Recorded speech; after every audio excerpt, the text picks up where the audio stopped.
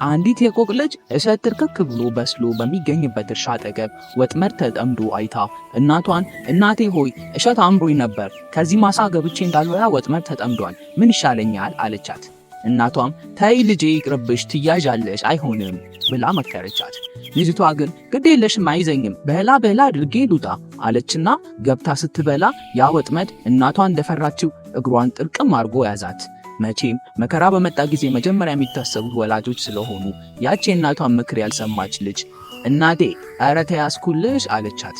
እሷም ምን ነው ልጄ አስቀድሜ ነግሬሽ አልነበረም? አሁን ታዲያ ምን ላድርግልሽ እችላለሁ ስትል ጠየቀቻት። እማዬ እባክሽ ፍችልኝ። በምን እጄ ታዲያ እንዴት ልሁን? ምን ይበጀኝ እኔ እናት ብላ ጠየቀቻት። በዚህ ጊዜ እናት ለልጇ ምን ጊዜ ምክር አዋቂ ናትና ዝም ብለሽ የሞች መስለሽ ተይ፣ ባለ ወጥመዱ ሲመጣ ሞታለች ብሎ ፈትቶ ይለቅሻል፣ በዚያ ጊዜ ታመልጫለሽ አለቻት። ያ ባለ ወጥመድ ሰው ሰብሉን ጎብኝቶ መጣና ቢመለከት ዝልፍልፍ ብላ ተኝታ አይኗን አጨልማ አገኛት። እሱም የሞቶች መሰለውና አይ ጉድ ወጥመዴ ቆቅ ይዞልኝ ነበር፣ ነገር ግን ሞታለች እያለ አዘነ። ጓደኛው ከበላዩ ሰብል እየጠበቀ ነበርና እስቲ ወደ ላይ ልቀቃት አለው። እሱም ያት አለና ወደ ሰማይ ወርወር ቢያረጋት ፉር ብላ ከጫካዋ ጥልቅ አለች ይባላል። ልጆች ሆይ የአባትና የእናት ምክር ጠቃሚ መሆኑን ተገንዝባችሁ ከምክር ከትዕዛዝና ከፍቃድ አትውጡ።